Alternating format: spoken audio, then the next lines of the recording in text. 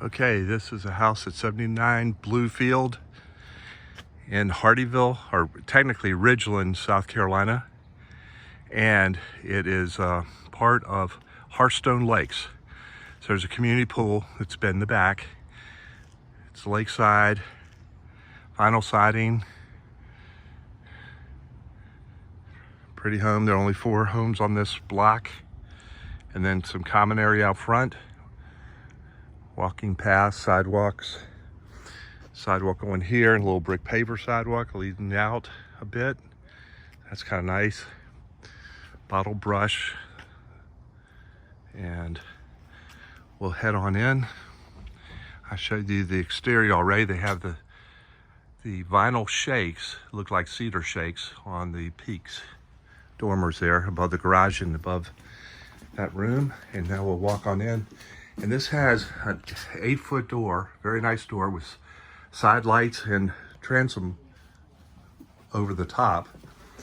It was rented, so the renters moved out, and renters had a dog because the Brazilian cherry has really been scraped up a lot. Okay, so I see a lot of lines in there. I don't know if you can see them in the reflection, but normally that would be a smooth piece of wood, and there's a lot of lines. I'll show you more detail later. So the floor is kind of worn. It was built in 2008. You walk in, you have a nice big open foyer with 8-foot openings leading into the different parts. The living room towards the back with the fireplace, so it gives it a nice feel to walk in. And then you have your kitchen with granite countertops. Double sink with stainless. It has a garbage disposal. It's probably 60-40, and the garbage disposal is on the 40, and I don't think that works, or it needs a little bit of adjusting. And then you have your pretty cabinets, and they're kind of a dark cherry, and stainless steel appliances. Can't vouch for the condition of those. You have a pantry over here. And these are probably 36-inch cabinets, maybe 42. So the cabinets look pretty good. Nice backsplash. So you have crown molding all the way around. That's your breakfast area over to the left, and leads out to a small screened-in porch. But then you have a beautiful view, and the sun sets over to the left. You can see remnants of it. And so it has a really nice view and quiet neighbors there. In the back, as we looked at, there's a parking lot. I'm thinking that it's going to be houses, more houses being built back there. Don't know for sure. And you have a nice sized backyard. Lots of windows with transoms above to add more natural light because there are high ceilings here. So when I called him and got the code to get in here, gas fireplace, vents out the back, and you have the little TV connections there to put the TV up top. But you can see a lot of scratches in the wood here.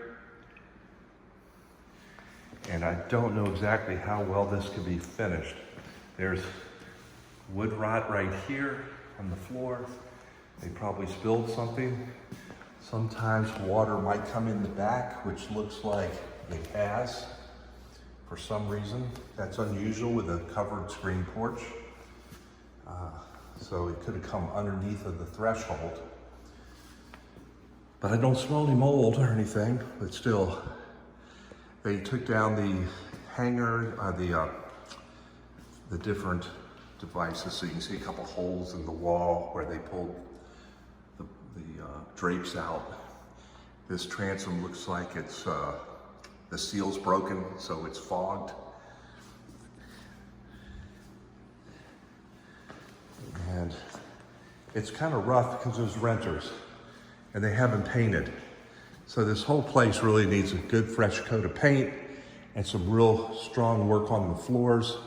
Maybe they could be sanded and refinished.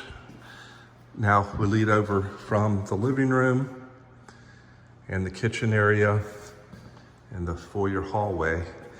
To the right is the master suite. So the primary bedroom has a really nice decorative 1-foot tray ceiling that they've done some nice work with crown molding interior and put little angles on it, and then did a shadow molding. So it's white on the top half with then another molding trim, I think, or just paint. No, a piece of molding, crown molding coming down, and then green paint below that to match the wall. So it has a really nice color. And you can get this paint color from Sherwin-Williams. You can take a piece of the paint and they can match it up perfectly if you like this color, or maybe you prefer a different shade of this same color. It has transom windows all the way around. So that gives it like a 6-foot casement around the windows. 5 1/4 foot moldings. There's a little discoloration. Maybe a shadow. Yeah, it's just a shadow, but you know, this has been a renter, so they didn't take care of it as much as an owner might. So it needs some spackling and painting. This door has been cracked, but it's still working fine. And a really nice tile in the bath around the jetted whirlpool tub. Frosted windows that actually open with a transom window as well to lead in plenty of natural light. And it is Corian, so that's a nice feature. And you have your light bar across, and you have your brushed nickel. You have your nice cabinets continuation with some brushed nickel pools. And then to the left is a fiberglass insert walk-in shower with a seat. So kind of a standard walk-in shower. And then you have your water closet back here, and it has a window as well.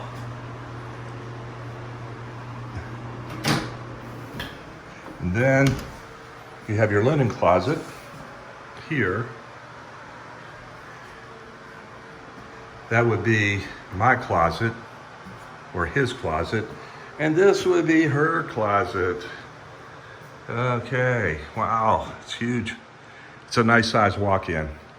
There's enough room to put, you know, shoe rack here, right over in here on this wall. So you can't quite get the spatial dimension, but it's pretty big. Bigger than most, let's put it that way. So 2 could share this easily enough. And then head back out to the guest bedrooms. Okay, sorry for the bounciness. Now, when you come in through the front door, to the left is a guest bathroom. Same type of tile, a little smaller, 1-foot squares, and fiberglass insert, tub shower combo, and then a transom window above that. Some unusual spotting on the ceiling there. I don't know what that would be about. It almost looks like some paint or something was splattered up there. Then you have the Corian again in the nice cabinets, brushed nickel. You have a nice little chair railing all around the foyer here. So that's a nice upgrade all the way into the guest bedroom. We'll go there next, but let's go into this first one. This is on the left of the house, and it has a double window, and the carpet looks in good shape, but the walls need painting. This must have been where the dog was rubbing against here or something. Very bizarre. So anyway, this whole house is gonna need painting. Not that you couldn't move in here and camp out and leave all the furniture away from the wall, so a painter or you could paint separately. Because you could move in and live here right away. Everything seems to be working. However, the HVAC is original, that's 2008. So that's 14 years old, and that usually the lifespan is 12 years. So it could go in 8 months or it could go in 8 years. You never know, but that's something you have to account for. The roof's original, that's 14 years. It's probably a 30-year roof, so those usually last about 22 years. I don't know why they call it a 30-year roof, but that's typically what I've experienced in about 22 years.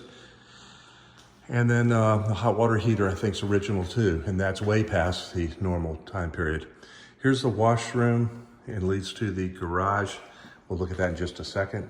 But here's the threshold that leads into this nicely decorated with wainscoting, chair rail, really extensive chair rail all around the molding around there, and nice crown moldings. So this is really an enhanced room. Makes a beautiful office. 2 closets. Let's see. Yeah, they connect. They just have the double doors. You have all your mechanicals in here. So I would imagine, and these are paper blinds that they have just for temporary use, I guess. So I imagine this was the office. The paint on this looks pretty good, other than they just took down the decorations and left the holes. So this paint is going to be a little harder to match. So you're definitely going to have to take a chip out of this if you want to keep this color. But it has a real rich look to it, real high end with the wainscoting. Okay. And we'll lead out into just a basic laundry room, washer and dryer hookup, little place for something on the right there, which they obviously had something that was wet because it made all this area kind of grungy, and it made the foot moldings kind of warp as well. So water was getting down in there. I don't know how, maybe the whole thing kind of flows down. So the washer may have leaked or something, and it flowed down there, leaned up against there. But again, they're all high ceilings, these 10-foot ceilings. It has a little cabinet above and a little storage area, shelf. And then in the garage, it's a 2-car garage. Oh, boy, but it's so tight. That's like 10 inches to open your door. And then between is about 12 to 14 inches between the 2 doors. And then the other one is about 10 inches. So I would probably park the car on this side, so the driver, if you pull in straight, you could open the door and get out, and then maybe put a golf cart over here or something else, because trying to get out of this one, you're going to be hitting the wall, and you can see that they probably hit the wall several times there when they opened the door. So you can leave your car parked out front. There is a pop-up here, which probably leads to where the air handler might be. And in this closet back here, it's a hot water heater. And they say that's original, and it may be, but it looks in pretty good shape. Don't know. And a home inspection on this would tell the story. The breaker box is back here. And this, of course, needs painting, and they did do the same thing on this side when the passenger tried to get out. Very tight, banging up against the wall. So anyway, it does have GFI out here, so it's to code. That's good. And you have a light for the attic area, but it's not a pull down, so you have to get a ladder to get up there. And it has 2 garage door openers, so that's good too. So anyway, I'll turn out these lights as I go back through. It's too bad the floors are so messed up. It's really beautiful. This home is way underpriced for what it is. And it's in a nice area, nice community that's still building with new homes in the back.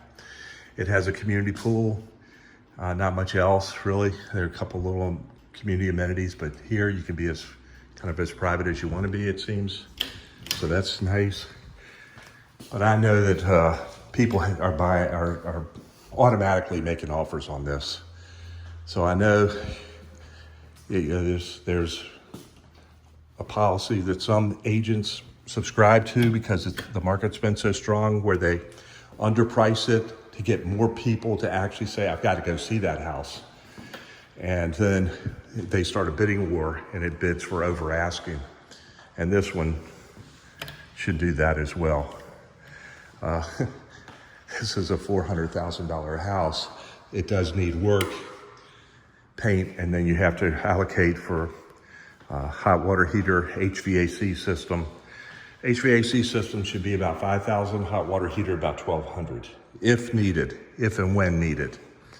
The flooring, getting that fixed, I don't know what that would be, but if you replaced it with exactly what's here, you're talking $15,000 for the flooring, with that flooring, but you don't necessarily need that luxurious of a floor. You might even prefer a different floor. Or if you can sand it and stain it again, that might be $3,000 or $4,000. So keep that in mind.